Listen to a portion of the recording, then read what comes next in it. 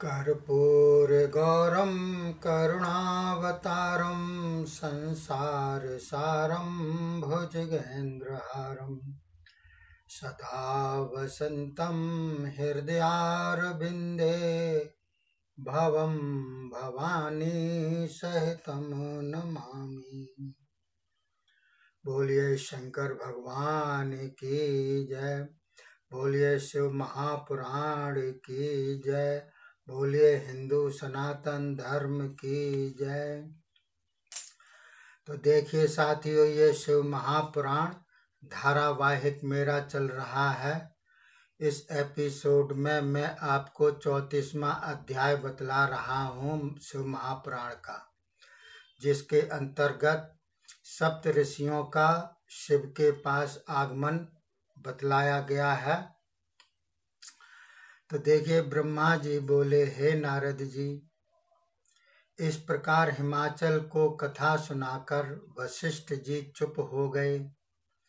तब हिमाचल जी ने अपने संबंधी मेरु गंधमादन सह विंध्याचल आदि पर्वतों से पूछा कि आप लोगों ने महर्षि वशिष्ठ जी कोई बात को सुन ली है, अब मुझे सलाह दें, मैं क्या करूं।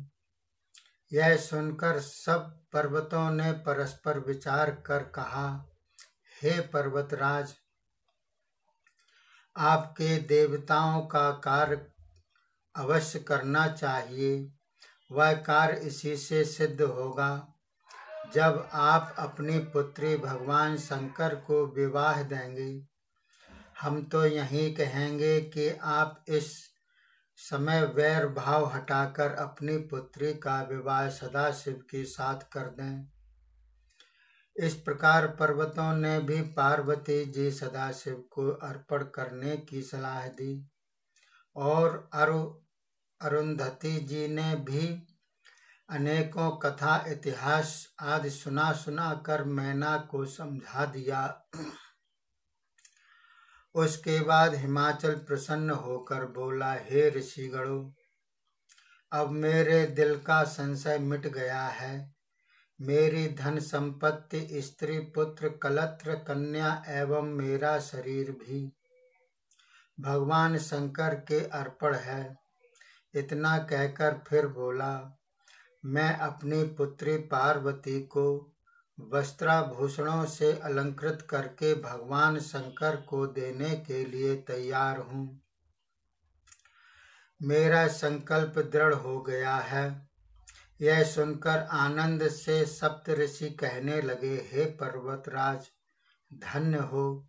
हम तो यही कहेंगे कि भस्म बना शंकर भिखारी है और आप दाता हो। उन्हें अपनी पार्वती रूपी से पूजित कर दें। यह कहकर श्री पार्वती जी के मस्तक पर हाथ फेरते हुए पर्वतराज बोले, तुम्हारा मंगल हो।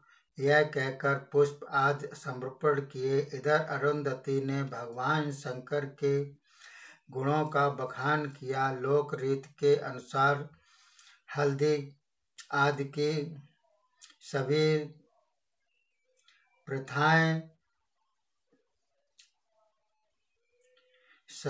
प्रथाएं की और 4 दिन के बाद लग्न की भी धरा दी।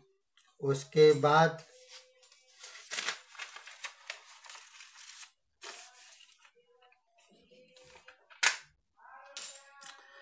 सातों ऋषि अरुंधति के साथ भगवान शंकर के पास चले गए।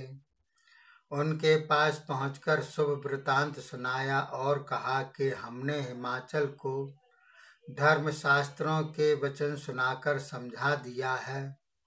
वह अपनी पुत्री आपको समर्पण कर रहा है। आप विवाह की तैयारी करें, समस्त देवगणों को आमंत्रित करें। तब भगवान शंकर हंसकर कहने लगे, हे ऋषिगणों, मैंने विवाह का नाम भी नहीं सुना। वह कैसा होता है? ना आज तक देखा है। इसी कारण जैसे पहले हुआ हो वही विधान मुझ समझा दो। बोलिए शंकर भगवान की जय। 35वां अध्याय चालू हो रहा है, जिसमें हिमाचल का लग्न पत्र का भेजना तथा नदी पर्वतों का आगमन बतलाया गया है। ब्रह्मा जी बोले, हे नारद जी। उसके बाद हिमाचल ने अपने संगी संबंधियों को बुलाकर प्रसन्नता पूर्वक अपने पुरोहित श्री गर्ग जी से लग्न पत्र लिखाया। उसका पूजन करके अनेकों सामग्री के साथ भगवान शंकर के पास भिजवा दिया। भगवान शंकर के पास पहुँचते ही उन्होंने लाने वाले पुरोहित का भली भांति आदर सत्कार किया। उसके अनंतर पर्वतराज ने दूर दूर में रहने वाले अपने भाई बंधुओं को निमंत्रित किया। फिर वस्त्र आभूषण विविध प्रकार के रत्न आदि वस्तुओं का संग्रह करने लगे।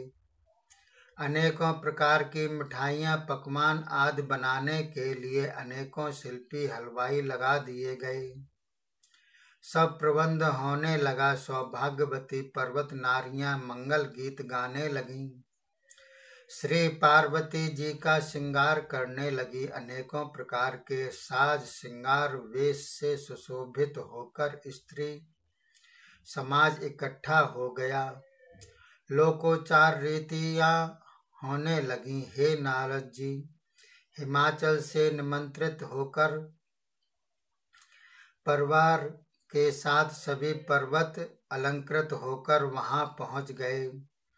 मंदराचल, अस्ताचल, उदयाचल, मलयाचल, गिरिराज, गंधमादन, करवीर, महेंद्र, पारियाज, क्रौंच, पुरुषोत्तम, चित्रकूट, वेंकट, श्रीगिरी, गोकामुखी, विंध्याचल, कालिंजर और अनेकों पर्वत सज धजकर परिवार सहित वहां पधारे। इसी प्रकार सोनभद्रा नदी आदि सतद्रुप, विपाशा, चंद्रभागा, भागीरथी, गंगा आदि नदियां वस्त्राभूषण कर अलंकृत होकर से विभूषित होकर सदाशिव के विवाह देखने के लिए हिमाचल के वहां पधारी। हिमाचल ने उनका हर्ष विभोर होकर सत्कार किया तथा सुंदर सुंदर स्थानों पर उनके ठहरने का प्रबंध किया। बोलिए शंकर भगवान की जय। शिव महापुराण की जय।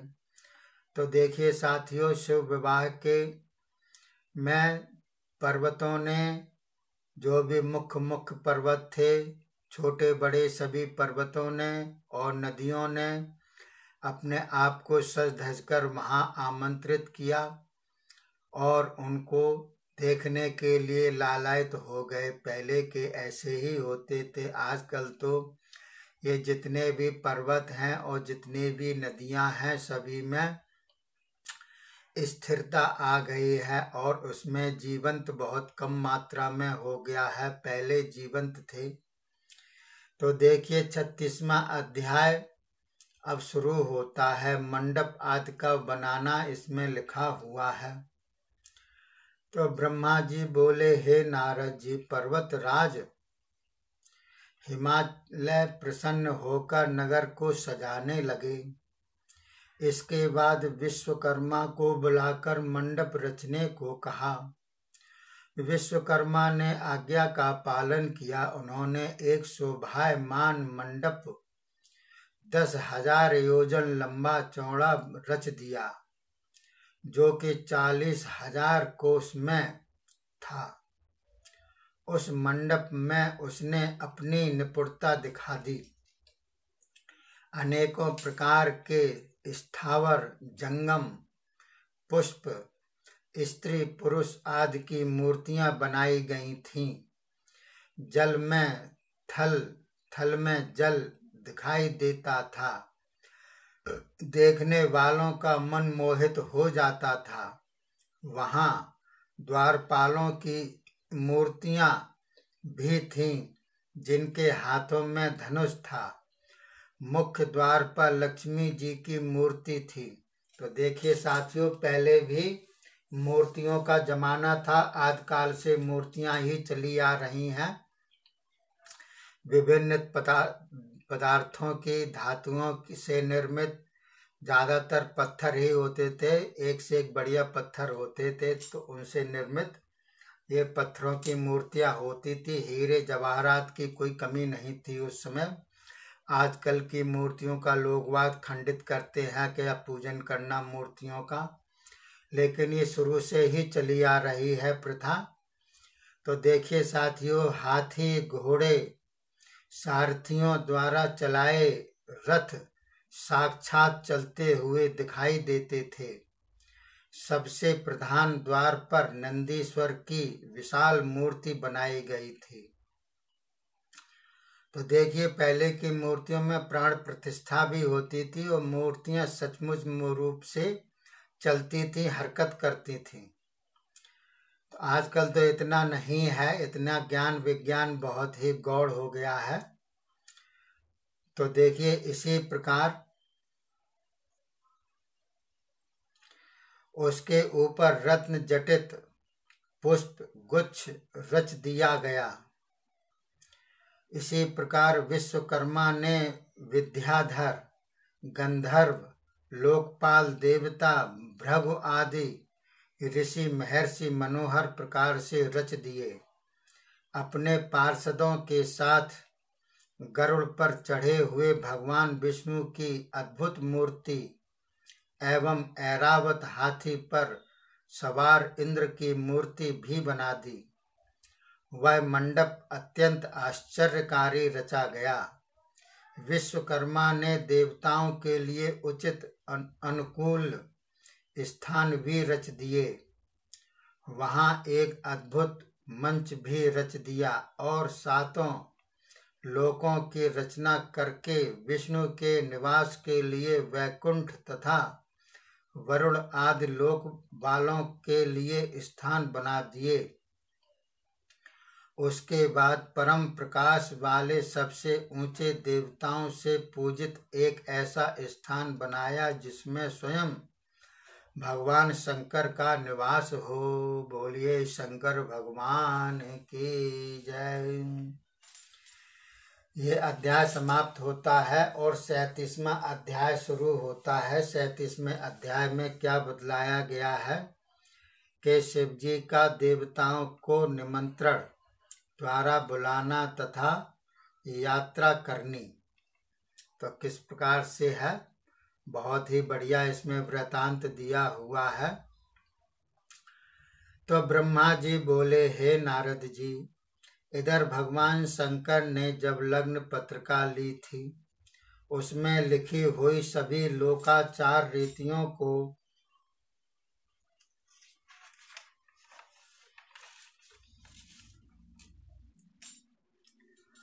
अपनाया। सभी उपस्थित मुनिगणों को भगवान शंकर ने अपने विवाह में सम्मिलित होने को कहा। ऋषियों ने स्वीकार किया, फिर प्रसन्न होकर अपने अपने स्थानों पर चले गए। उसके बाद भगवान शंकर ने ऋषि नारद जी को भी याद किया। फिर तुम भी वहां पहुंच गए और अपने भाग्यों की प्रशंसा करते हुए प्रणाम किया। फिर स्तुति करने लगे। तब प्रसन्न होकर शिव बोले, हे ऋषि श्रेष्ठ, जो कुछ मैं आपसे कहूँ उस परम तत्व को ध्यान पूर्वक सुनो। हे नारद जी, तुम्हारे कहने से ही पार्वती जी ने उग्र तपस्या की थी, जिसके फलस्वरूप प्रसन्न होकर मैं उसे पति होने का वर दे चुका हूँ। अब विवाह के लिए वहां से लग्न पत्रिका भी आ चुकी है। आज से 7वें दिन श्री पार्वती जी के साथ लोक रीत के अनुसार मेरा विवाह शुभ है। तुमको तैयार रहना चाहिए। अब तुम इस शुभ विवाह के लिए विष्णु आदि देवता, मुनि, सिद्ध, ऋषि सभी को मेरी ओर से निमंत्रण दे आओ और उन्हें कहना कि अपने परिवार के साथ साथ वाहनों पर चढ़कर विभूषित हो मेरे विवाहोत्सव में शीघ्र पधारें। और यह भी कह देना, जो भी मेरे विवाह में नहीं आवेगा उसे भी समझ लेना चाहिए कि शिव भी उसके नहीं हैं। ब्रह्मा जी बोले, हे नारद जी, इस प्रकार भगवान की आज्ञा सुनकर तुम अतीव आनंदित हुए और कहने लगे, हे भगवान सदाशिव, मैं आपका सेवक हूँ, आपकी आज्ञा शिरोधार्य है। यह कहकर देवताओं को निमंत्रित करने के लिए तुम वहां से चल पड़े। सभी देवताओं को जाकर निमंत्रण दिया, फिर प्रसन्नता पूर्वक वहां से लौट आए। आकर सभी समाचार सुनाया। ब्रह्मा जी बोले, हे नारद जी, निमंत्रण पाकर अति प्रसन्नता से सज धजकर भगवान विष्णु श्री लक्ष्मी जी के साथ भगवान शंकर के पास पहुंच गए। वहां शंकर को प्रणाम करके उनकी आज्ञा से अपने स्थान पर बैठ गए। ब्रह्मा जी अर्थात मैं भी वहां अपनी पत्नी को साथ लेकर और अपने गण भी साथ लेकर सज धज के साथ पहुंच गया। इसी प्रकार सब देवता, लोकपाल, इंद्र आदि अपने गण तथा परिवार के साथ वस्त्र आभूषणों से शोभायमान होकर वहां पहुंच गए। सिद्ध, चरण, गंधर्व, ऋषि, मुनि सबके सब निमंत्रित होकर कैलाश पहुंच गए। अप्सराएं नाचने लगीं, देव नारियां मंगल गाने लगीं। महान उत्सव आरंभ हो गया। उसके बाद लोकोचार रीतियां करके भगवान शंकर की आज्ञा से विष्णु आदि सभी देवता वर यात्रा यानी कि बारात ले जाने की तैयारी करने लगे। 7 माताओं ने शिव का श्रृंगार किया। मस्तक पर तीसरा नेत्र मुकुट बन गया। चंद्रकला का तिलक लग गया। कंठ के सर्पों ने अपने फड़ दोनों ओर ऊंचे कर लिए। वे सुंदर कुंडल हो गए। इसी प्रकार सभी अंगों में सांप लिपट गए। वे अंगद आदि आभूषण बन गए। सारे अंगों पर चिता की भस्म रमा दी गई। वह चमक उठी। वस्त्र के स्थान पर सिंह तथा गज चर्म शोभायमान हो गया। इस प्रकार के श्रृंगार से सुशोभित होकर भगवान शंकर दूल्हा बने। इसके बाद सभी देवता, नाग, गंधर्व, पशु, पक्षी, अप्सरा, गण, देव, नारियां आदि भगवान शंकर के पास पहुंचकर आनंद उत्सव नृत्य गान आदि करने लगे। तब सबों ने प्रार्थना की कि हे महादेव जी, अब आप आद्या शक्ति श्री पार्वती जी के साथ विवाह करने के लिए पधारें। विष्णु जी कहने लगे, हे शंकर जी, आप अपना विवाह गृह सूत्र की विधि के अनुसार करें। मंडप स्थापन, नांदी मुख, श्राद्धादि कुल रीति के लोग भी इसी प्रकार करते चलें। इसमें आपका यश होगा और लोग भी इसी प्रकार करने लग जाएंगे। ब्रह्मा जी बोले, हे नारद जी, यह सुनकर महादेव जी ने स्वीकार करके कश्यप, अत्रि, वशिष्ठ, गौतम, भांडरिक, गुरु, कण्व, बृहस्पति, शक्ति, जमदग्नि, पाराशर, मार्कंडेय, अगस्त्य, च्यवन, गर्ग, शिलाद, शिलापाक, अरुणापाल, अक्रत, श्रम, दधीचि, उपमन्यु, भारद्वाज, अक्रतव्रण, पिप्पलादि, कुशिक, कौत्स इत्यादि ऋषि मुनियों को शिष्यों के साथ बुलाकर सभी लोक रीतियां कराने की आज्ञा दे दी। तब तो सबने मिलकर भगवान शंकर का रक्षा विधान करके ऋग्वेद, यजुर्वेद, सामवेद आदि के सूक्तों द्वारा स्वस्थ वाचन करना आरंभ किया। तो देखिए साथियों, विवाह से पूर्व ही वेद आदि प्रकट किए गए थे, क्योंकि ये रचित नहीं है, ये प्रकट किए जाते हैं बार बार, चूंकि ये अनादि हैं। वेद जो है अनादि है, किसी के द्वारा रचे नहीं गए हैं, प्रकट किए हुए हैं। ये जब से पृथ्वी की रचना हुई तभी से वेदों की ही रचना हुई मानी जाती है। इसके बाद ये हर युग में प्रकट होते हैं, वेदों को प्रकट करते हैं। तो देखिए इसमें इसीलिए कहा गया है कि तब तो सबने मिलकर भगवान शंकर का रक्षा विधान करके ऋग्वेद, यजुर्वेद, सामवेद आदि के सूक्तों द्वारा स्वस्ति वाचन करना आरंभ किया। फिर विघ्न निवारण ग्रह पूजन मंडप में आए हुए देवताओं के पूजन कराए। इसी प्रकार और भी लौकिक वैदिक विधि के अनुसार सभी मंगल कार्य करा दिए। इन सबके हो जाने पर श्री महादेव जी ने ब्राह्मणों को नमस्कार की। उनकी आज्ञा पाकर अपनी बारात सजाकर श्री महादेव जी ने प्रस्थान किया। बोलिए शंकर भगवान की जय। ये अध्याय समाप्त होता है। अगला अध्याय 38वां है। तब तक के लिए धन्यवाद। जय हिंद, जय भारत।